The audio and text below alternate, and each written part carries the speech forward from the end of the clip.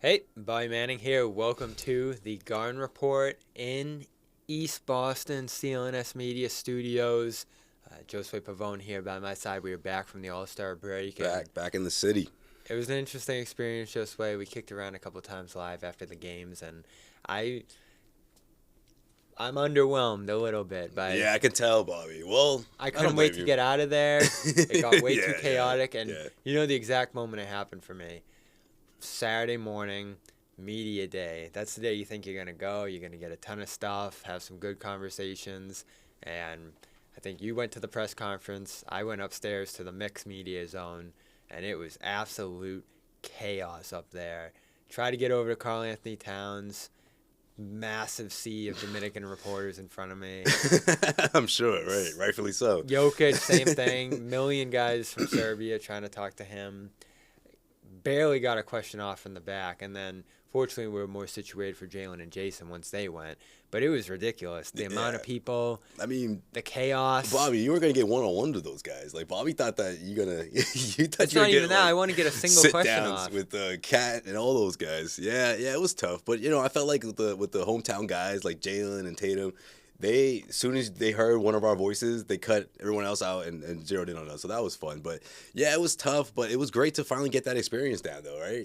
Finally be at AllStar Weekend, first time for both of us.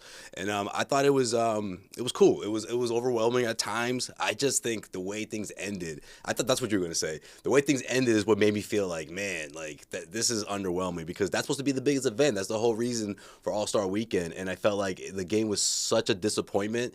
It really made me wish I was back home, watching it with my dad and my brother, or just being back home and taking it in from the comfort of my apartment. And I hate to say that because I was there. It was my first All-Star game, but like I said, during the post-game show and even during the game, by the second half, I was like, Bobby, this thing's gotta end soon, man. This is boring.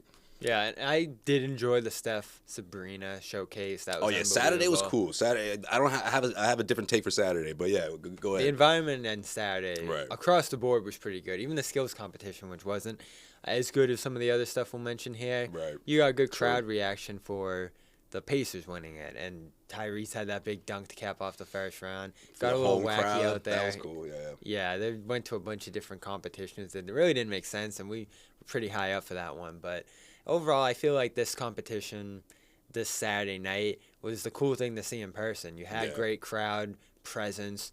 You had boos for Jalen during the dunk contest. You had him trying to run up the scores there at different points. And listen, the crowd didn't love it. They were getting on him. They were loving McClung, and then he comes through in the end with the 50, and they went crazy. So to me, that was a good experience. It got more criticism from home, so maybe it was something that we just felt a little better about seeing in person. Yeah. But that to me was not the highlight of the weekend, but was one of the stronger points. It was cool seeing Jalen go through it. I love the interaction with the crowd, and you had, I thought, solid dunks across the board from all four competitors. Yeah, I feel like people were a little too tough on Jalen with the dunks, man. It's like what do they I want mean, him to do, like 1080? Just Yeah, that's what floating we're around talking the about, air? right? Like these ridiculous things that you see on the video game.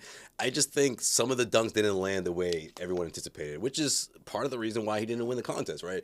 The kids getting into it with McClung and all that. I do feel like they were like legitimately scared that Jalen was gonna steal it. So it's a good thing that he didn't because he didn't deserve to win the dunk contest. I just think McClung just had better dunks overall. But yeah, some of those dunks just didn't land. I feel like the way Jalen thought that they were going to, and at the end of the day, the right guy won, but I don't think it was a situation where, Jalen shouldn't have been in that final round. I felt like he earned it, and I feel like a lot of those dunks, because they were personified, because they stood for his childhood, coming from Atlanta, they stood for his someone that he was a mentor towards, and Terrence Clark, the late Terrence Clark. I thought that was a special moment, one of my favorite dunks of the night. And I thought the alley-oop, the assist rather, from Donovan Mitchell was probably his best dunk of the night. But the Jason Tatum one, man, I think that's the one we'll look back on and say, that could have been something special. Or not. I mean, I fall on that side of the argument. Where do you fall on? Because I feel like some people are like, oh no, it was just a bad dunk overall. Like, clearly he wasn't supposed to cover his eyes after dunking the ball, right? So there was a mistake there. We find out after the fact that Jason Tatum, they didn't even practice this thing. They just went up there and did it, and you could tell they didn't practice because the first lob was terrible. And then the second one, I felt like obviously it needed some adjusting because no one's trying to catch a no look from the free throw line, which essentially seemed like it seemed like that's exactly where Tatum put it, and that's impossible to catch. It was just the whole thing was, and then we find out, of course, they didn't practice. That makes sense. It's a combination of the two. He tried to do too many things, too much back. How do you not practice that, man? This is Tatum Brown. This is supposed to be a special moment.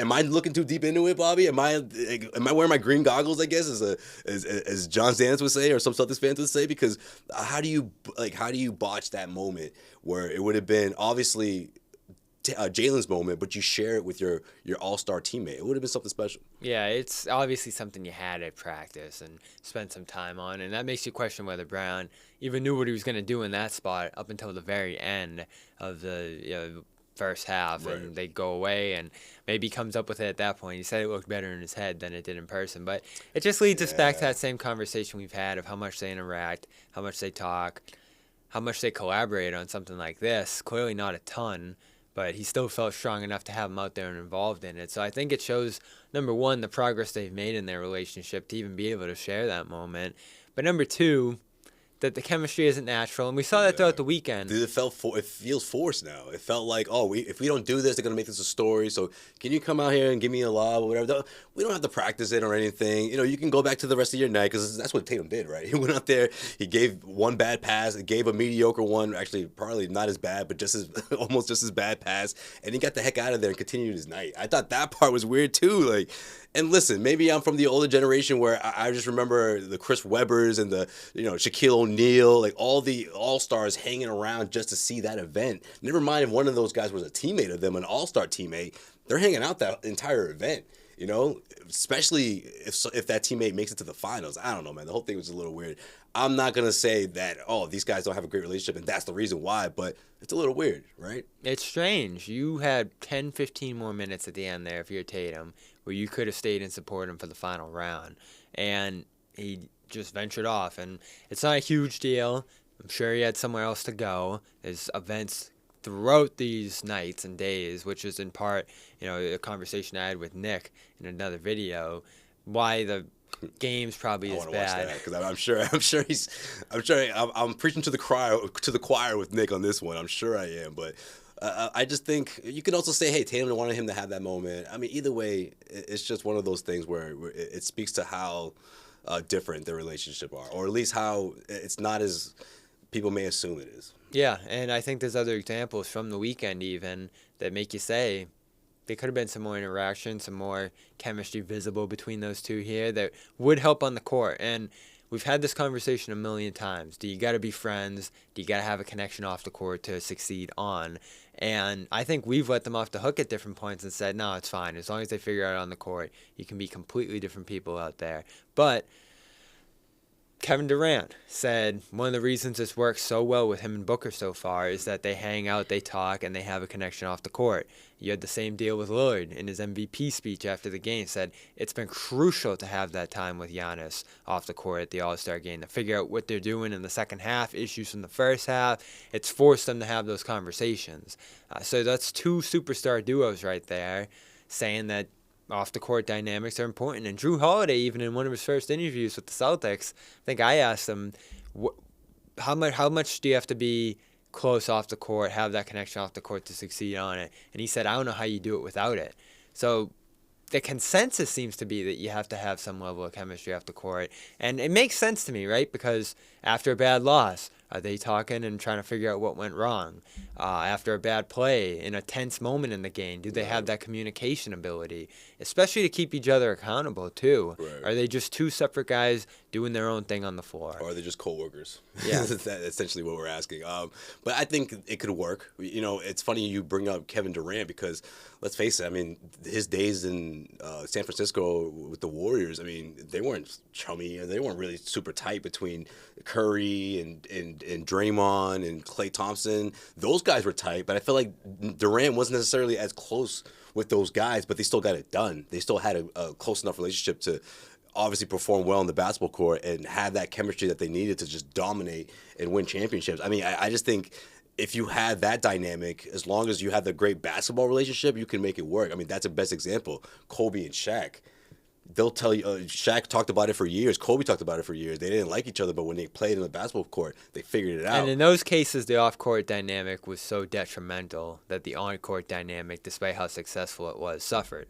How long did those guys last, though, right? There was an expiration date for those Yeah. guys, right? I'm not saying that's the same thing. And with so Tatum in Brown Brown, and Tatum's case, they're cordial. I don't think there's anything threatening their ability Right, to stay on the same exactly, team right. for the long term. But their on-court chemistry isn't as natural. So you do need a greater level of conversation, I think. You need more work together and more emphasis on playing off each other. And they've done that to some degree, but it's just going to be about how consistent it is. And it's the key of the second half because we now know with the Celtics, they have the talent to get it done. They have the best team in the league. That's what I was going to get to, the reinforcements. That's what helps as well. But even the bench, and then you do bring in some reinforcements at the deadline who we're finally going to see for the first time, hopefully on Thursday here. Yeah. So the only thing preventing the Celtics in the second half, and my biggest question with them is going to be, how well do Tatum and Brown play off each other when it matters? How consistent are they when it matters? And are they able to be the best players on the court in a given series? Because they are going to go up against a Jokic-Murray duo, potentially. Kawhi George, if it's the Clippers. And then even in the East, you had Doc Rivers saying you can't overlook the Heat. They have that Jimmy Bam combination that on any given night could outduel them. And then, of course, you look at what the Knicks are doing right now with Brunson and Rando. So there are threats in the East. I don't think they're a slam dunk favorite to win it all. I do like their ability to get through the East, but it's that same question for me. Are Brown and Tatum going to rise to the occasion to get it done? Because I think even the bench, for all the questions we have about it, I think it's good enough to give them what they need in the playoffs, barring injury. But if the team's fully healthy... Slam dunk, though?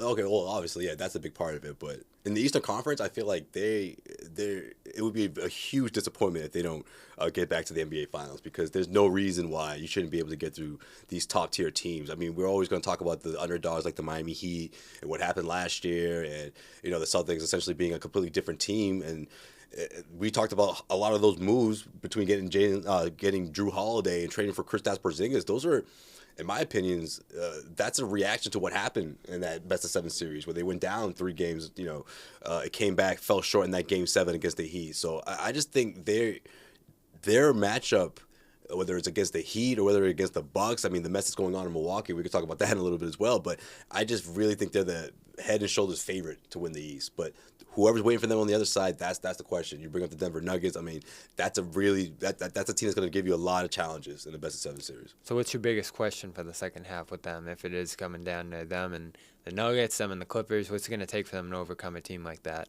I think it comes down to the biggest parts of this whole thing is Kristaps Porzingis. How much do you implement him in the sense of getting him inside the paint, get him his touches, especially when it comes down to fourth quarter, late game execution. I think that plays a big part. I think through that you open up opportunities for guys like Tatum, for guys like Jalen. I think the defensive end of the floor is a huge, not question mark, but it's going to be interesting to see how Jalen performs on that end, because he's going to have to defend some of the better players, especially in the best-of-7 series. So I think we've seen it so many times throughout the season where if he's really going on that end, if he's getting the stops he wants, it really motivates him, or at least just naturally gets his offense going. So I think that's a huge part in fourth quarter, late game execution. But I think it comes down to those 3 guys. But how you implement Porzingis in the offense will really make things easier for both of those guys, for Tatum and Brown. In terms of the biggest threat in the East, if there is one, I know you're not feeling big about anyone in the East knocking them off, but what team would give them the biggest challenge? Who could push them to the brink potentially to 7-game series and give them the biggest challenge? I think people behind the Knicks. Do the Bucks figure it out? Cavaliers moved up to the 2 seed by the end of the first half of the season. And then, of course, you have your Philadelphias and Indies who have played the Celtics about as well as anyone this year, but you do have concerns on those teams too. I'm going to still mention Miami just because of that coaching duel between Joe Mazzulla and Eric Spoelstra. Regardless of the Celtics sweeping the season series, I still think that you have to worry about how that chess duel plays out in the best-of-7 series, man. Eric Spoelstra just coached around and around Joe Mazzulla in that Eastern Conference final matchup. So I wonder what kind of tricks or things he has up his sleeves moving forward, and of course what kind of chemistry that team's going to have. They have these additions like the Roziers and guys that can come off the bench, but they haven't been able to put it all together. So you wonder what they look like as a finished product. Indiana Pacers can give the Celtics a tough series, but they don't worry me as a threat to actually beat them in the best-of-7. That defense just isn't good enough. It's just not going to happen. Yeah. I mean, I just think the Celtics, and they've learned. That'll be a tough first round, though, if it does come down to that. Even second round. Yeah. If they get to the second round, I mean, it would be even easier. I don't know. I just think the Celtics, they learned their lesson in those matchups against the Pacers because they saw them so many times throughout the regular season.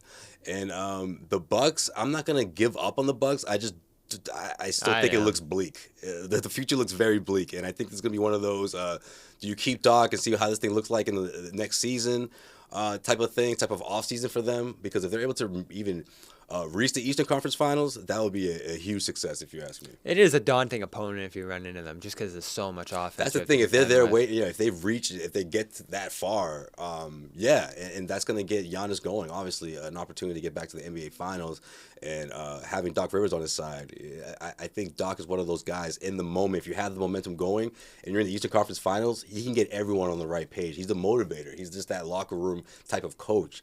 Big reason why the Philadelphia 76ers, people forget, they had a 3-2 lead against the Celtics, in that best of 7 before entering the Eastern Conference Finals to take on the Miami Heat. So Doc has that capability for sure. Don't sleep on that. He's not the greatest X and O's type of coach, but in the trenches or throughout those tough moments in the postseason, if he gets you that far, he can kind of push you over if you have the right guys. Giannis is still one of those guys for sure. For me, the biggest threat by far is the Knicks. They have the personnel to guard Boston now. They have the size to bother them, and they have when they've played at times this year. That's going to test Porzingis, too, and he had a phenomenal game against them on opening night. But since then, you've added OG, you've added Bogdanovich. They're a different team now, yeah. Alec Burks is another bench scorer. They've restored that bench to some degree. They gave up pieces to get OG, and now they've brought those back. And when you think of giving up R.J. Barrett and Emmanuel Quickley, now you have Burks, Bogdanovich.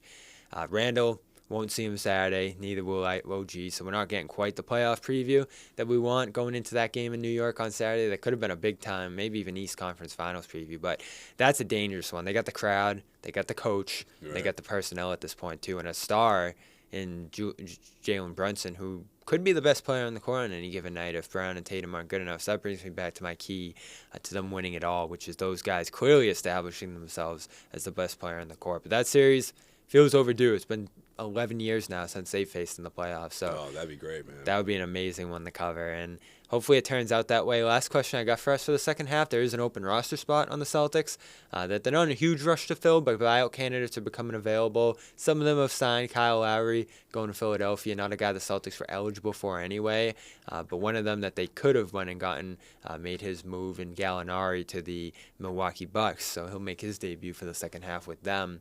You picked the team with the best chances. Well done, Gallo. Who do you ultimately see being that 15th man on the Celtics? I don't know if they're gonna do the whole buyout route again, and if they do, I don't see it as someone that you're gonna think of could have a chance to actually, get some playing time. Do you just keep what you got? Do you bring on Keita? I mean, I just think it's one of those situations where they kind of check those boxes in Springer and in Tillman, in X-Man. So I'm not really thinking that they're going to make a big splash here. Yeah, it could be Keita. It could be someone who becomes available down the line. I mean, get some more extra muscle. Who knows? The playoffs, man. Can you imagine if something were to happen to one of these big guys in the front court? You just any muscle you could get, you'll think, man, Neemias can't jump in there. Because Keita's had proven himself. Man, he's a double waiting to happen. He's done it in like 15 minutes before. Obviously, the playoffs are different. I'm not saying let him play that many minutes, but he can help you, at some point if you absolutely need him. But again, that would be a disappointing situation if it gets to that point. The only guy you think of is P.J. Tucker, who 2 years, going to be tough to buy that out if you're the Clippers, but obviously he's pushing to get out of there in a strong way. There's not playing time available for him in Boston necessarily. Yeah. But as you said, one injury, and you potentially have a path to playing at least a little bit at that 4 or 5 spot for him. I don't love where his game's at. Offensively, he doesn't bring anything to the table at all here, but do you feel good about him shooting some threes in this system, screening? That might be enough alongside the players that they already have to get him on the floor if there is an injury. So that would be interesting. DeLon Wright goes to Miami, so he's not in the cards. Celtics don't really have needs in the backcourt right now, especially after bringing on Springer. So an extra wing maybe, a veteran presence, that's probably something you're looking for there. But Keita, probably the favorite to join the team on that 15th spot. And that's it for us here in our first live edition of the Garden Report between Josue and I. You will see us in here more often.